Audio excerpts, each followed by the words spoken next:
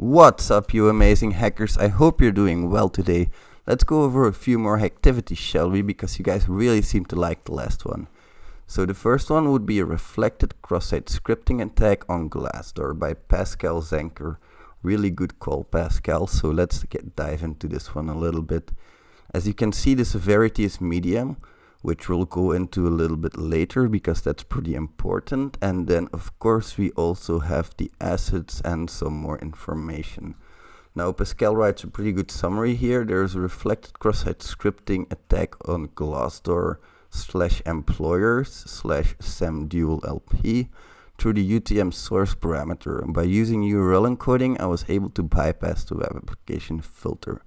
Affected URL or select asset from in scope would be glassdoor.com and the affected parameter UTM source. Pascal also goes on to indicate which browser he tested on, and I really like this. I should be doing this in my reports a lot more, especially when it comes to cross-site scripting, because those are usually browser dependent as well. Now there are some steps to reproduce, and it's pretty simple. Just visit the following POC link, and then he goes on to explain a little bit more. The UTM source parameter is not escaped properly for URL encoded values. We can escape at multiple locations in the source. I escaped in the script section. The payload finished open function calls from jQuery, executes an alert as POC, and then finish the original script tag. Basically, we can dissect it as follows. So you can see the original attack vector here. There are these %60 and %3b. You have %7d. There are all of these % characters in here, and then followed by some hexadecimal values. Those are basically URL encodings, and if you decode it, you get this. So let's dissect this attack string a little bit further. Thank you for doing that for us, Pascal. So he goes on to go ABC grave point comma, and this first part will finish the string. We'll look at what he means exactly by that later. There's a return false, which finishes the jQuery click function. Then there's also this section here to finish the jQuery ready function. And then we execute the alert, cross-site scripting, and we close the script tag as a final note. Now there's also an impact here, but it's the basic cross-site scripting attack impact. I'll read it for you guys. Cross-site scripting attack allows an attacker to execute arbitrary JavaScript in the context of the attacked website and the attacked user. This can be abused to steal cookies, perform requests in the name of the victim, or for phishing attacks. Now, this is also why we have a medium severity here. I think Pascal could have gotten a lot more from this if he would have just tried to execute some arbitrary JavaScript code and maybe try to do some stuff, but of course you would have to have some accounts for that. But as you'll see soon, we can make those accounts. So when we visit the attack string that Pascal gave us, as you can see, you can search for some, you can create some employers accounts. I don't know if this was in scope or allowed, but I would have tried to anyway and try to see if I could have gotten some more impact. Now, if we look at the source code, and this is why I tell you guys to read the damn source code so much and go through it and just get bored with the application until you know every single bit of the application. There are a couple of things here that you will see. So first of all, there is this accent graph in here. Let me go back. There we go.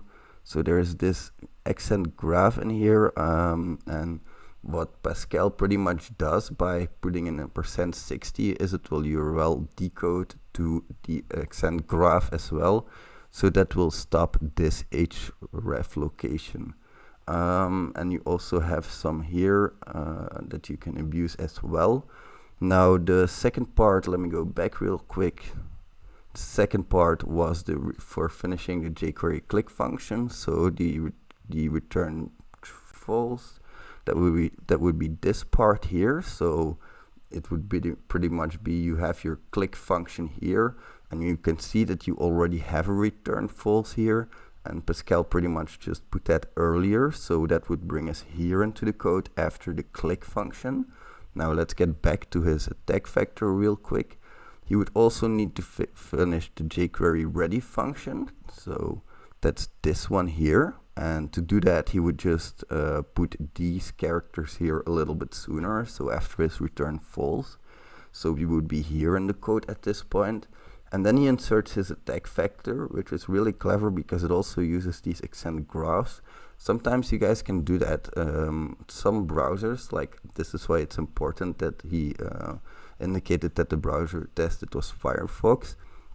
Some browsers will automatically correct JavaScript code if they see it. So here we have our alert XSS, which will be corrected into an actual alert XSS at this point. And then of course we need to finish our script tag by putting in /script. So that would be this script tag. And that would be to prevent any parsing errors from happening.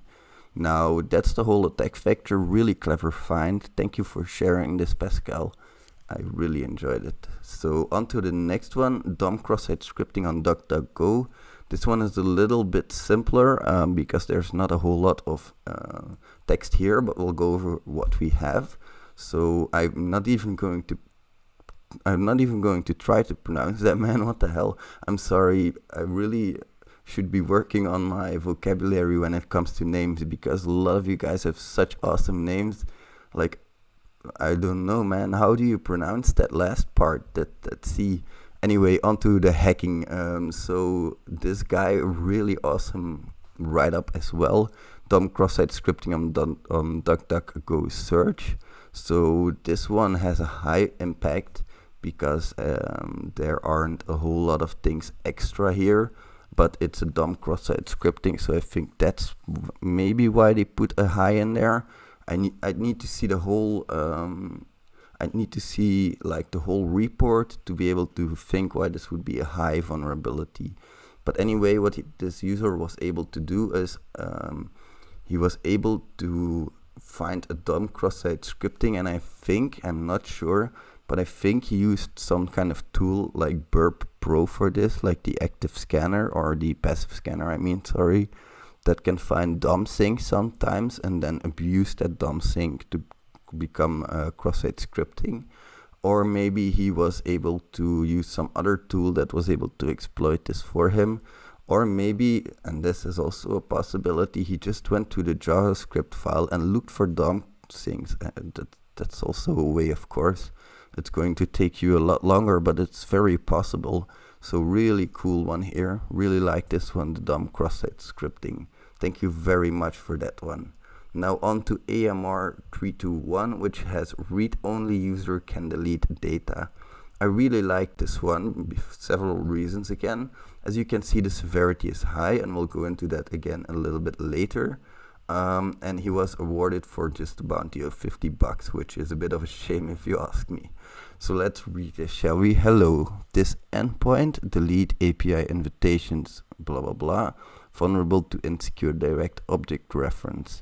As you guys can see, this is a unique long identifier, and you really cannot brute force this.